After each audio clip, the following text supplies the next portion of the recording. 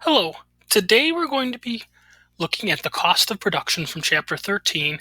We're doing that through a tale of a toy dinosaur factory. So Bobby was a young man who saw a great economic opportunity, and that was to sell toy dinosaurs. There weren't enough toy dinosaurs in the world. Children wanted toy dinosaurs. Parents wanted to buy toy dinosaurs for their children. So he built a factory so he could produce toy dinosaurs. Now the question is, how many toy dinosaurs should he produce? Because he needs to figure out what costs, because each toy dinosaur has a certain cost with producing it. And he needs to decide if he needs to stick with just one factory, or perhaps in the long term, he should build more factories to make even more toy dinosaurs. The production function is where we're going to start with this. And the production function is just the relationship between quantity of inputs used to make a good and the quantity of outputs of that good. So if we look here, in the beginning he has no workers, so he's making no toy dinosaurs. There's no marginal product of labor. However, there's still $100 cost of factory. He's got to pay the mortgage on the factory and any other kind of incidental costs, things like insurance. He has no cost of workers, so the total cost of inputs is still that $100 cost of factory. So no matter what, every month he's got to pay $100. And that's not making him any toy dinosaurs.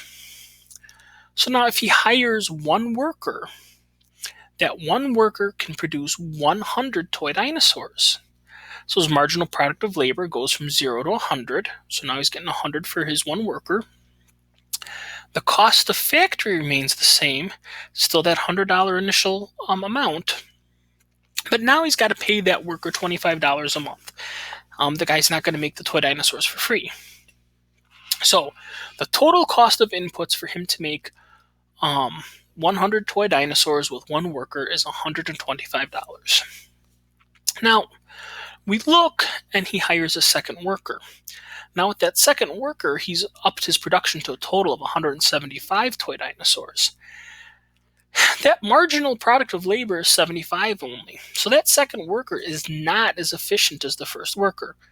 They bump into each other.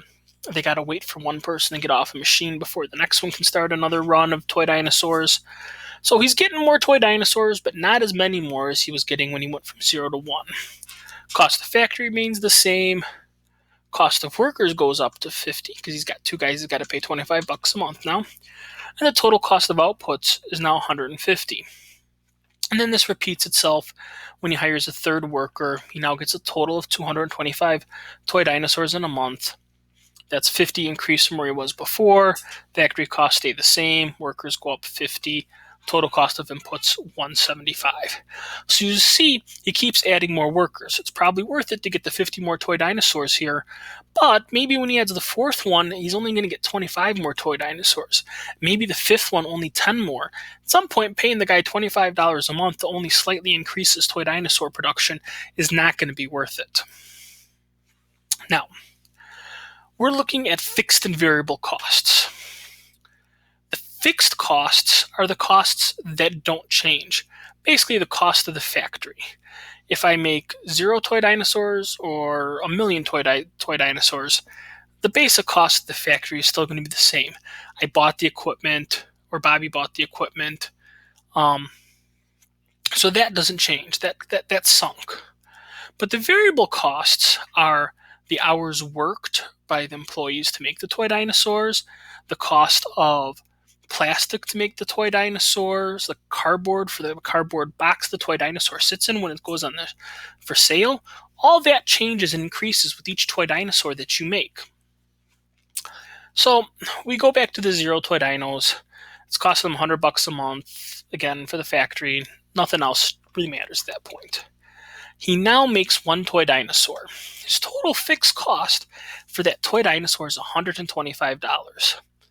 That one single dinosaur's got to pay for that entire factory for the month, and it has a variable cost of $25. So the actual toy dinosaur making is $25 out of it. Average fixed cost, still $100. Average variable cost is only 1, so $25. So his average total cost is $125. The marginal cost, so the cost from going from 0 dinosaurs to 1, is $25. Now it gets interesting here when we look at the second toy dinosaur. His total costs of making one is 125, and making two is only 165. The fixed cost remains the same. Variable cost actually goes up. But you look at that average fixed cost and it gets cut in half because now it's split between two toy dinosaurs. Average variable cost is a little bit higher, it's $32.50. But the average total cost drops a lot. So his marginal cost of making that second toy dinosaur is only $40. Before he had to sell a toy dinosaur at over $125 to make a profit, now just at $82.50. If you look, the third toy dinosaur is $235 to make all three. Fixed costs stay the same, variable costs increased. Average fixed cost goes to $33. Average variable cost is $45, taking the total cost to $78. So you're still going down. You can now still sell the dinosaur for cheaper and make more profit. As you keep making more dinosaurs, you're breaking up that fixed cost into more and more individual ones. So as long as the average variable cost still stays reasonable, you can now keep selling more toy dinosaurs and making more toy dinosaurs. However, you do run into a point where this no longer holds true. You keep making toy dinosaurs, and the cost of them just starts to go up instead of down. At this point, you lose a lot of efficiency, and now you need to question whether or not it's really worth it to make that next toy dinosaur.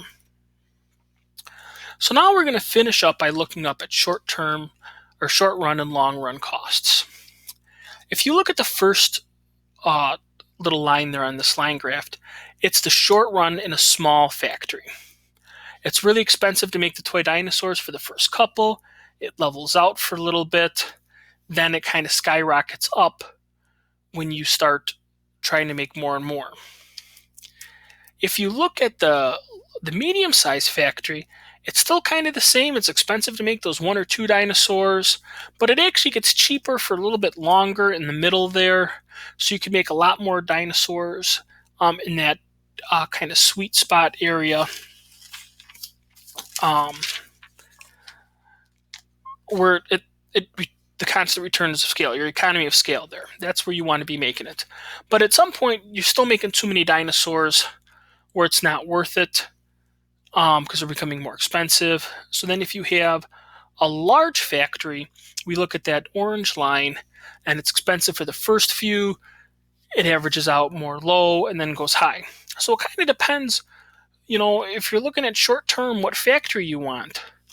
But if you look at this long term, that's the green line, where in any 1 year those short term factories play out. But if you build all three or build one in succession of the other, as time goes on, it stretches out and it winds up having a much longer consistent return to scale before you get to the diseconomy of scale, and it winds up not being profitable to make more toy dinosaurs. So in the end, it winds up being difficult to decide how many toy dinosaurs you need to make in the beginning if they're real popular and selling a lot. However, you can plan for the long term and either build more factories or larger factories to accommodate the true production level of toy dinosaurs. Well, thank you for listening to my presentation, and I hope it was helpful.